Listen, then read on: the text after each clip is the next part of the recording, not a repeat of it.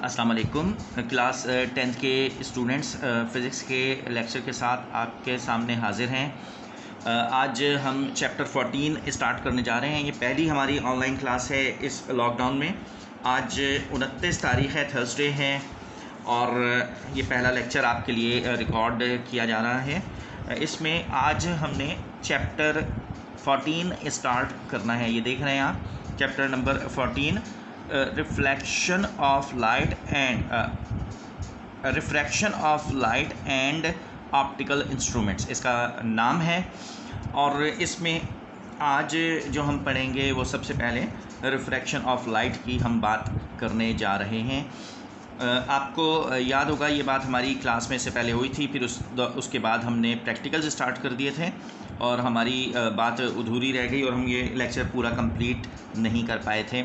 आपको याद होगा कि इससे पहले रिफ्लेक्शन ऑफ लाइट आप क्लास में स्टडी कर चुके हैं और आज हम स्टडी करने जा रहे हैं रिफ्रैक्शन ऑफ लाइट। दोनों में फ़र्क होता है।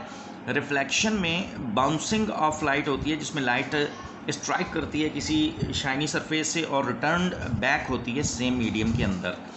जबकि रिफ्रैक्शन ऑफ लाइट में, जैसे कि अब मैं कैसे आपको ये बताऊं, ये देखें, ये एक टेबल रखा हुआ है, ठीक है।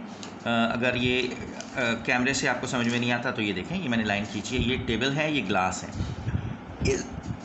इस ग्लास के अंदर आप देखते हैं नीचे का मंजर आपको नज़र आ रहा है, यानी कि ये वाला, ठीक है। जिस जगह पे क्रॉसिंग ऑफ लाइट होगी फ्रॉम द मीडियम, यानी लाइट क्रॉस कर जाएगी मीडियम को, उसमें आर पार का मंजर दिखेगा। और जहाँ रिफ्लेक्शन होगा, रिफ्लेक्शन ऑफ द लाइट, अगर मैं मिरर यहाँ होता और मैं यहाँ रखता तो मिरर में दूसरी तरफ का मंजर नज़र नहीं आता, बल्कि इसी तरफ का मंजर नज़र आता है। तो एक बात तो ये कि जब रिफ्लेक्शन ऑफ लाइट होता है तो लाइट सेम मीडियम में वापस ट्रैवल करती है, और जब रिफ्रैक्शन ऑफ लाइट होता है, यानी ये वाला रिफ्रैक्शन, मैं इसलिए इस पर उंगली रखता हूँ कि बोलने में हो सकता है कि किसी को रिफ्लेक्शन ही सुनाई दे रहा हो, एल नहीं है बल्कि आर प्रोनाउंसिएशन है इसका, रिफ्रैक्शन ऑफ लाइट। जब रिफ्रैक्शन ऑफ लाइट होता है तो लाइट एक मीडियम से दूसरे मीडियम को क्रॉस करती है, तो आर पार का मंजर नज़र आता है। अच्छा, अब ये रिफ्रैक्शन है क्या चीज़, ज़रा स्टडी करने की कोशिश करते हैं। इससे पहले ये बात मैंने क्लास में की थी। ये जूम हो जाए थोड़ा, आई सपोज़ कि इस वक्त अब ये क्लियरली नज़र आ रहा होगा कुछ स्टूडेंट्स को, बल्कि अगर मैं इसको देखें, नज़र आता है आपको? हाँ, मुझे ये नज़र आ रहा है, और ये देखें। अच्छा जी, मैं ये बात कर रहा था कि ये फ़िज़िक्स फॉर क्लास 10th है, चैप्टर 14 है। आज हम स्टडी करने जा रहे हैं। सॉरी, ये मेरा हाथ लगा तो स्टैंड से कैमरा गिर गया। तो ये देखें, आज जो हम स्टडी करने जा रहे हैं वो है रिफ्रैक्शन ऑफ लाइट। मैं इसकी हेडिंग डाल दूं,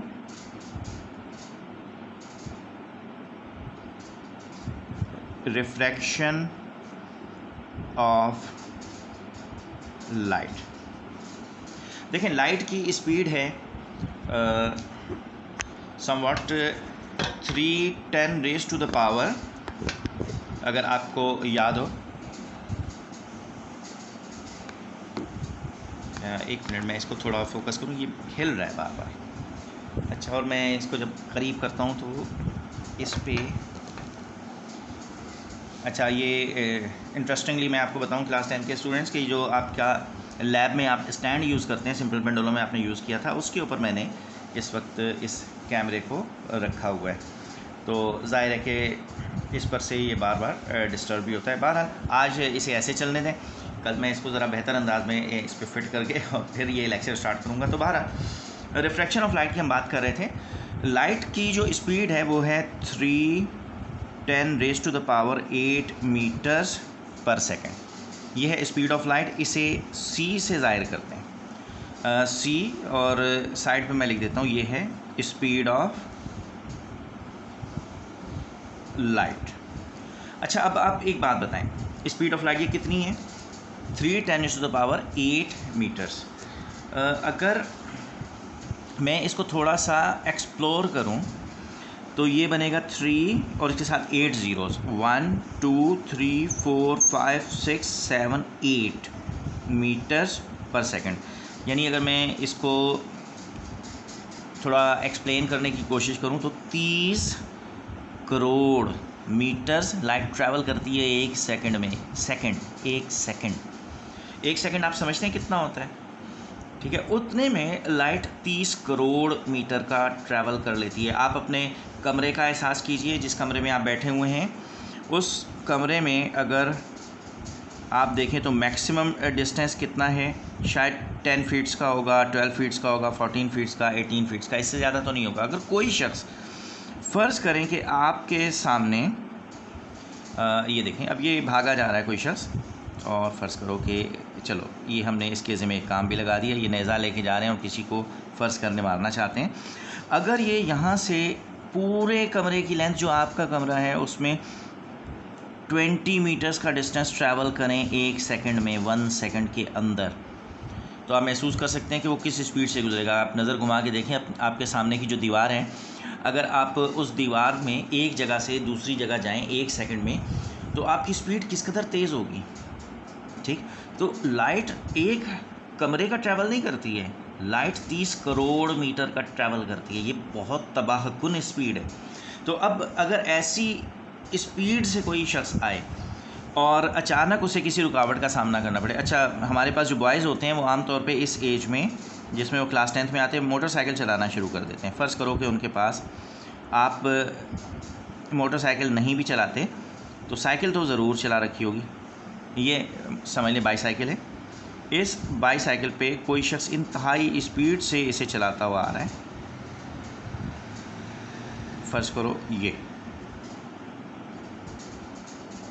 अच्छा, अब ये बहुत ही स्पीड से चलाता हुआ आता है और इसके रास्ते में यहाँ पे कहीं रेत आ जाती है। ठीक है, रेत बजरी, आपने देखा ना इमारती घरों पे, जब हमारे यहाँ तो ये आम बात है कि जब किसी के घर में कोई कंस्ट्रक्शन का काम हो रहा होता है तो मिट्टी या बजरी जो है वो गली में डलवा देता है। बाहर की कंट्रीज़ में ऐसा नहीं होता, लेकिन हमारे पाकिस्तान में तो आम सी बात है। तो ऐसी जगह पे जहाँ बजरी डली हुई है, आप स्पीड से साइकिल चलाते हुए आते हैं और अचानक आप इस बजरी वाले हिस्से में दाखिल हो जाते हैं, तो क्या होता है, बाइक जो है आपकी है या साइकिल जो है वो ज़िगज़ैग स्टाइल में इधर उधर मूव करती है, स्ट्रेट पाथ में नहीं जा पाती है ना।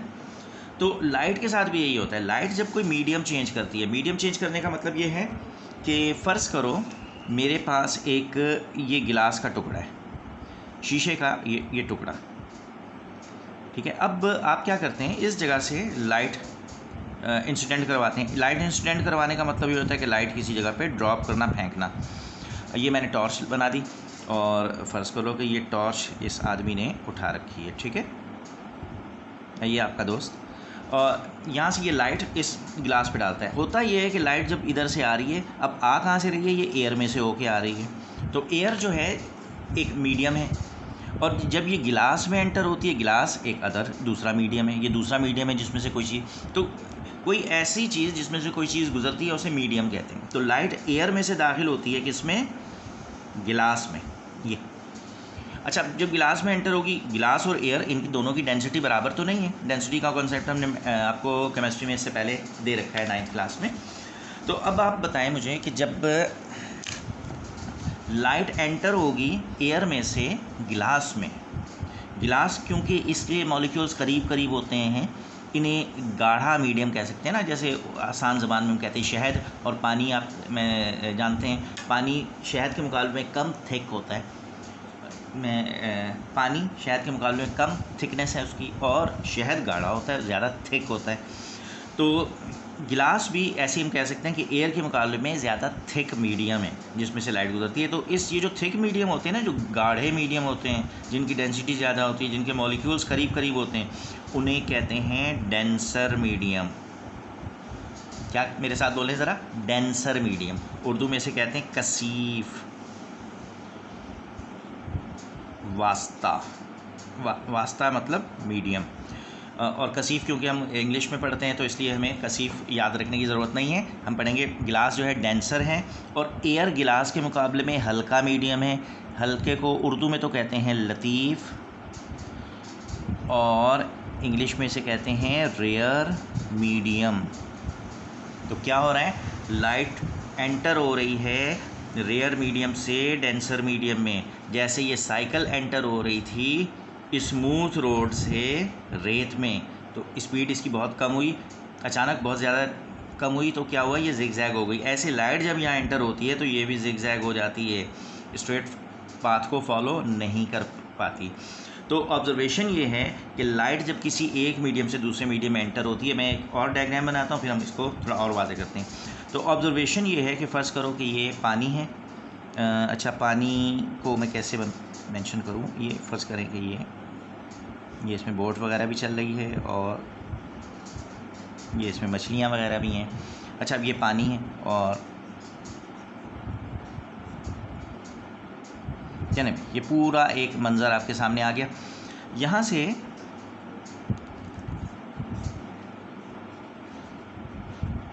और ये दरख्त वगैरह, चलें भाई, अब ये पानी है, ठीक है। अच्छा, ये लाइट आ रही है ऊपर से, ठीक है, ये लाइट स्ट्रेट पाथ में आनी चाहिए और इसको सीधा आना चाहिए, क्योंकि लाइट आपको पता है ना स्ट्रेट पाथ को फॉलो करती है, सीधे रास्ते पे चलती है, ख़त मुस्तकीम पे चलती है, हमारी तरह नहीं है टेढ़े मुड़े, सिराते मुस्तकीम पे चलती है लाइट। तो अब ये स्ट्रेट पाथ में इसको आना चाहिए, लेकिन ऐसा नहीं होता। ऑब्जर्वेशन ये है कि जिस जगह पे ये मीडियम चेंज हो रहा है, यानी हवा से, एयर से ये दाखिल हो रही है पानी में, जिस जगह पे मीडियम चेंज हो रहा है, यहाँ मैं एक लाइन लगा देता हूँ। ये इस लाइन को फ़िज़िक्स में कहते हैं नॉर्मल, और आम ज़बान में से कहेंगे 90 डिग्री का एंगल, ठीक है। तो ये नॉर्मल पे मैंने एक लाइन ड्रॉ कर दी। होता ये है कि लाइट जब एयर से, यानी कि रेयर मीडियम से डेंसर मीडियम में एंटर होती है, यानी पानी में एंटर होती है, हल्के वास्ते से गाढ़े वास्ते में एंटर होती है, तो ये नॉर्मल की तरफ, यानी यूं आर के सीधा जाने के बजाय थोड़ा सा ऐसे हो जाती है, ठीक है। तो ये यहाँ से आएगी और ये ऐसे चली जाएगी, ठीक है। तो ये जब रेयर मीडियम से डेंसर मीडियम में एंटर होती है तो नॉर्मल की तरफ, इस प्रोसेस को, ये जो झुक गई है ना, इस प्रोसेस को कहते हैं बेंडिंग। क्या कहते हैं? बेंडिंग। बोलें ज़रा ऐसे मेरे साथ, बेंडिंग। ये हुआ है, बेंडिंग ऑफ लाइट हुई है। क्यों हुई है? Due to change in medium, ये बेंडिंग ऑफ लाइट हो गई है। और ये मीडियम में चेंज की वजह से बेंडिंग क्यों हुई है? क्योंकि लाइट की स्पीड चेंज हो गई है। तो एयर में उसकी स्पीड ज़्यादा होती है, पानी में कम होती है। तो अचानक जो इंतहाई 30 करोड़ मीटर पर सेकंड की स्पीड से चलता हुआ ऑब्जेक्ट अगर अचानक स्लो होगा तो फिर वो जिगजैग हो जाएगा, अपने रास्ते से हटेगा, वो बेंड हो जाता है नॉर्मल की तरफ। ये जो बेंडिंग ऑफ लाइट है due to change in medium, this bending of light is called refraction of light. क्या? रिफ्रैक्शन। तो अब मुझे डिफ़ाइन करके बताओ क्या है। तो आपने क्या करना है, हेडिंग डालेंगे, ठीक है। अच्छा, मेरा हाथ इस पे जब लगता है तो ये थोड़ा सा हिल जाता है और मेरा दिल भी हिल जाता है कि ये दोबारा ना गिर जाए, ठीक है। अच्छा, तो क्या है कि रिफ्रैक्शन ऑफ लाइट, ये रिफ्रैक्शन ऑफ लाइट, इसकी हेडिंग डालेंगे आप और नीचे डेफिनेशन लिखेंगे। इसकी डेफिनेशन में आपने क्या लिखना है? Bending of light due to change of medium is called refraction of light, ठीक है। क्या डेफिनेशन है? तो आपने क्या करना है, सबसे पहले तो आप अपनी कॉपी पे हेडिंग डालेंगे चैप्टर 14